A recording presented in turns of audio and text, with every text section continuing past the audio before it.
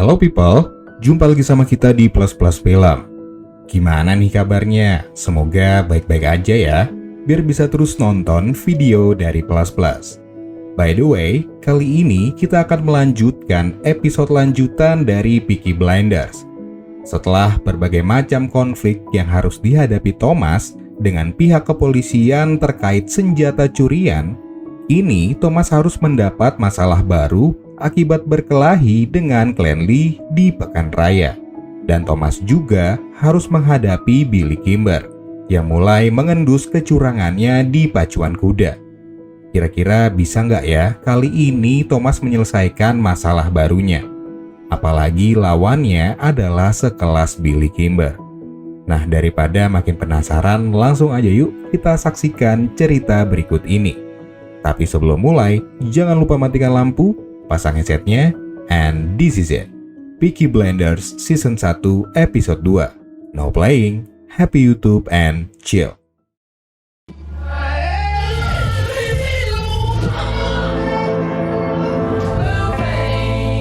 You see, we don't want our beloved king looking down and seeing the things we went through hell for our king. These new coppers over from Belfast.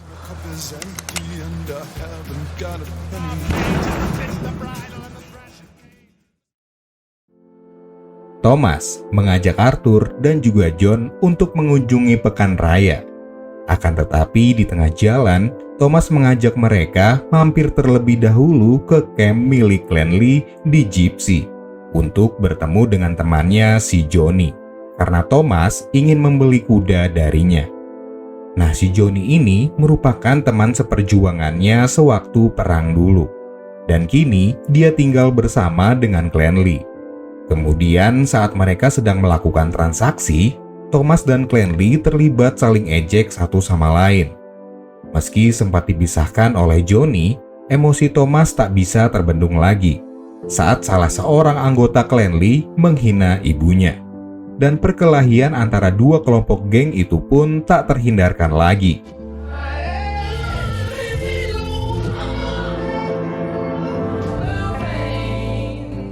Perkelahian dengan Klan Lee membuat Peaky Blinders menambah daftar baru musuh mereka. By the way, buat yang penasaran kenapa Peaky Blinders menggunakan topi sebagai senjata, karena di ujung topi mereka ada sepasang silet yang sengaja dipasang. Kreatif sih, tapi jangan ditiru di rumah ya.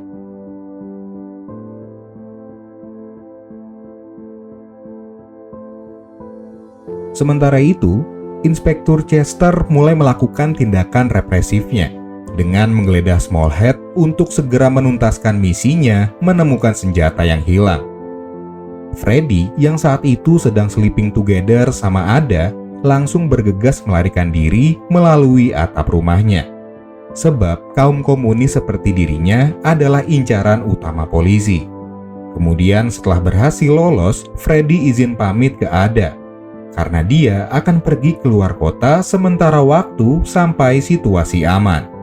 Namun sayangnya, pihak kepolisian berhasil menemukan sebuah bukti resep obat yang ditulis Freddy untuk Ada. Nah, selain menggeledah rumah warga, Inspektur Chester juga menggeledah sebuah gereja yang biasa digunakan oleh keluarga Selby untuk beribadah. Kebetulan saat itu, Polly sedang berada di sana. Dia langsung diinterogasi dan dipaksa mengaku oleh Chester tentang senjata yang hilang. Untungnya aja Polly ini orangnya cerdik banget. Dia mencoba membuyarkan pikiran Chester dengan menciumnya. Lalu setelah itu, Chester mengatakan pada Polly ingin Thomas menemuinya dalam waktu beberapa hari ke depan di Lakey Tea Rooms.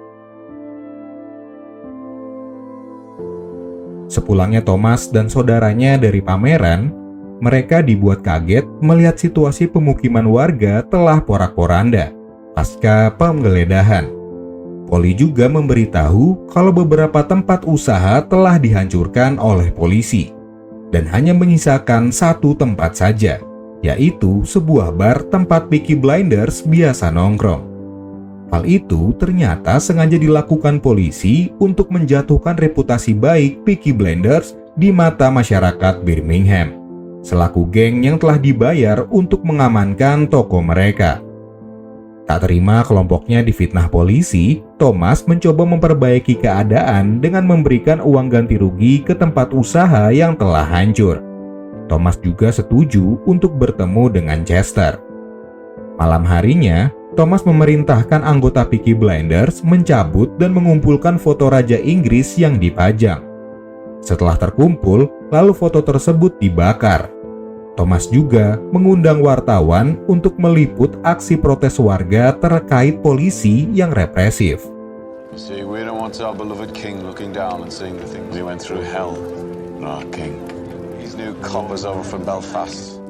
Semua itu dimaksudkan sebagai aksi balas dendam Thomas ke Chester. Dan benar aja, tak berapa lama setelah berita diterbitkan, Chester langsung mendapat telepon dari Menteri Dalam Negeri yang marah-marah akibat warga Birmingham membakar foto raja. Tentunya aksi itu sangat tak bisa ditolerir sama pihak pemerintah dan kerajaan, karena telah membuat malu paduka raja. Kemudian Pak Menteri memperingati Chester agar tak bertindak gegabah lagi, apalagi sampai menangkap warga yang terlibat. Karena ditakutkan akan lebih banyak lagi berita di koran yang meliput tentang pembakaran foto raja. Permasalahan keluarga Selby tidak berhenti sampai di situ saja. Setelah Polly mengetahui kalau Ada telah hamil di luar nikah. Awalnya Ada sempat tak mengakui kalau dirinya telat datang bulan. Tapi setelah didesak Polly, Ada pun mengakui kalau perbuatan itu dilakukan sama Freddy atas dasar suka sama suka.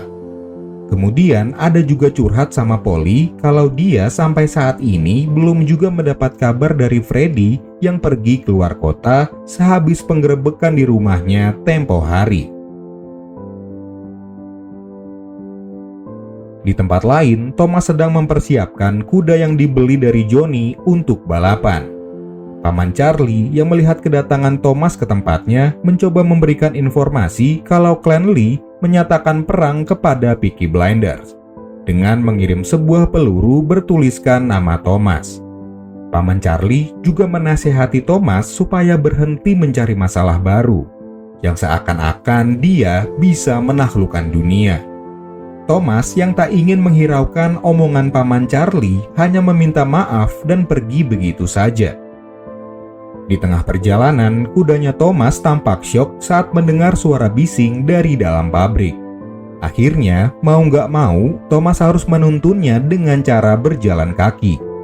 Di saat yang bersamaan, Grace yang kini mendapat misi dari Inspektur Chester untuk memata-matai Thomas, tak sengaja melihatnya lewat di tempatnya menginap. Kemudian Grace mencoba menarik perhatian Thomas dengan menumpahkan air bekas pelan di depannya. Hal ini dimaksudkan agar Grace bisa mendekati Thomas untuk mencari barang bukti senjata yang hilang. Grace juga meminta izin pada Thomas agar bisa bernyanyi di bar setiap akhir pekan. Di sini Thomas juga mengajak Grace ikut bersamanya datang ke pacuan kuda. Sesampainya di markas Peaky Blinders, Thomas mendapat kabar dari Polly kalau Ada sedang hamil. Mendengar kabar mengejutkan tersebut, Thomas lalu mencari dan memaksa Ada untuk berterus terang siapa orang yang telah menghamilinya. Ada lalu bilang kalau Freddy lah ayah dari bayi yang dikandungnya. Mendengar hal itu, Thomas langsung bergegas mencari keberadaan Freddy. Meskipun berteman sejak kecil, Thomas tetap ingin memberi pelajaran ke Freddy atas perbuatan tak bertanggung jawabnya ke adiknya itu. Malam harinya di markas Peaky Blinders, Thomas yang lagi pusing mikirin semua permasalahan yang tak kunjung selesai, dihampiri Polly yang udah tahu kalau Thomas telah berlaku curang di pacuan kuda tanpa seizin Billy Kimber. Bukannya senang karena dapat untung yang banyak, tapi Polly malah memarahi Thomas akibat bertindak seenaknya. Padahal sebelumnya Thomas sudah diperingati oleh Arthur supaya jangan sampai punya masalah dengan Billy Kimber. Sebab selain menjadi penguasa bisnis pacuan kuda yang legal, Billy Kimber juga punya pasukan yang kuat dan tak segan melukai. Nah, hal itulah yang sangat dikhawatirkan oleh Arthur dan juga Polly. Karena Peaky Blinders kan anggotanya rata-rata keluarga sendiri ya. Tapi lagi-lagi, Thomas tak menghiraukan peringatan dari tantenya itu. Sebab Thomas punya ambisi menjadi bandar yang lebih besar dari Billy Kimber. Kemudian, sejak resmi dinyatakan hamil, Ada makin terlihat banyak menyendiri. Polly yang mulai khawatir melihat kondisi keponakannya itu mencoba memberinya saran dan sedikit nasihat agar Ada tidak lagi bersedih. Polly juga menyuruh Ada menggugurkan kandungannya supaya lebih cepat melupakan Freddy yang menurutnya tak mungkin akan kembali. Beberapa hari kemudian, akhirnya Thomas bertemu langsung dengan Inspektur Chester di sebuah hotel yang menjadi zona netral bagi keduanya. Tanpa banyak basa-basi, Thomas langsung menjelaskan semua keinginannya pada Chester, yang intinya meminta polisi agar tak ikut campur urusan bisnisnya. Tapi Chester bilang kalau dia ingin Birmingham aman dan meminta Thomas berada di pihak yang sama dengan kepolisian. Di tengah obrolan, tiba-tiba Chester menunjukkan sebuah bukti resep obat milik Freddy yang ditulisnya untuk Ada. Nah, si Freddy ini diketahui sekarang jadi buronan paling dicari oleh polisi. Tapi Thomas bilang kalau dia sudah pergi dari luar kota dan tak akan pernah kembali lagi.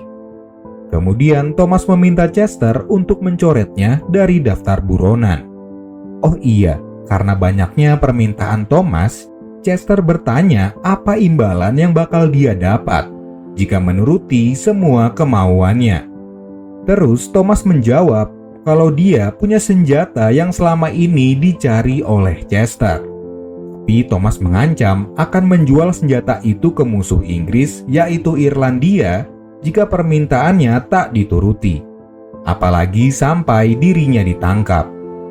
Permintaan ini sangat membuat Chester pusing 7 keliling. Apalagi dia udah berjanji akan membuat Birmingham lebih baik lagi dari sebelumnya. Di satu sisi, karirnya bisa hancur seketika jika senjata itu sampai jatuh ke tangan musuh. Akhirnya, Chester yang udah dibuat mati kutu sama pilihan yang diajukan Thomas, sepakat dengan penawaran itu. Setelah pertemuan dengan Thomas, Chester bertemu kembali dengan Grace dan memintanya biar lebih bisa dekat dengan Thomas, agar dia segera mendapatkan informasi terkait senjata curian itu. Bahkan Grace diminta untuk melakukan segala cara supaya Thomas bisa luluh dengannya. Sebab hanya cara itulah yang dinilai paling jitu buat mendapatkan informasi dari Thomas. Malam harinya, saat sedang tertidur, Thomas mendapatkan kabar kalau kuda yang dibeli dari Johnny mengalami kelumpuhan akibat sakit yang dideritanya. Mereka lalu berspekulasi kalau kuda itu telah disihir oleh Clanley yang benci dengan Thomas. Merasa tak bisa diselamatkan lagi, Thomas lalu mencoba mengakhiri penderitaan si kuda. Whatever it is, he says it spread to the other feet. Can't take them back, Tom. No.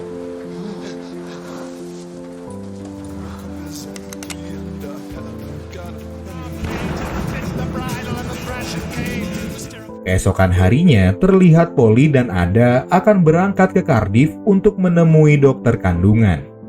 Tiba-tiba mereka berdua dikejutkan dengan kehadiran Freddy di stasiun. Nah, tanpa diduga, ternyata hari itu Freddy juga berniat melamar Ada. Tapi sayangnya mereka harus pergi meninggalkan Birmingham karena nama Freddy sudah jelek di sana. Ditambah lagi, Thomas juga masih kesal dengan Freddy.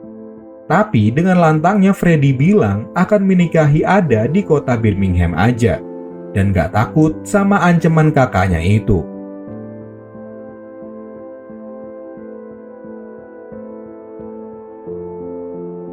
Sementara itu di bar, Thomas dan anggota Peaky Blinders lainnya sedang berkumpul sambil bersantai, diiringi nyanyian dari Grace. Namun, suasana berubah saat seseorang dengan pengawalnya masuk ke tempat itu. Ternyata dia adalah Billy Kimber. Everyone else go home. But Mr. Fenton said... Meski awalnya marah-marah karena ketahuan curang di arena judai pacuan kuda, tapi dengan kecerdikannya dalam melobi, Thomas berhasil mengajak kerjasama Billy Kimber dalam memberantas Clan Lee. Sebab diketahui kalau geng mereka juga berperang dengan Clan Lee. Dan episode 2 pun selesai. I run the races and you fixed one of them, so I'm gonna...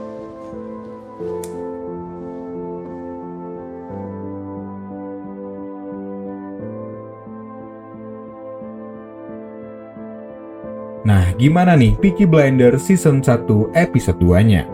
Seru nggak nih? Atau malah pusing ngeliat Thomas yang kena banyak masalah? Tulis di kolom komen ya. By the way, mungkin sekian dulu video kita kali ini. Dan sampai berjumpa di next episode. And happy and chill!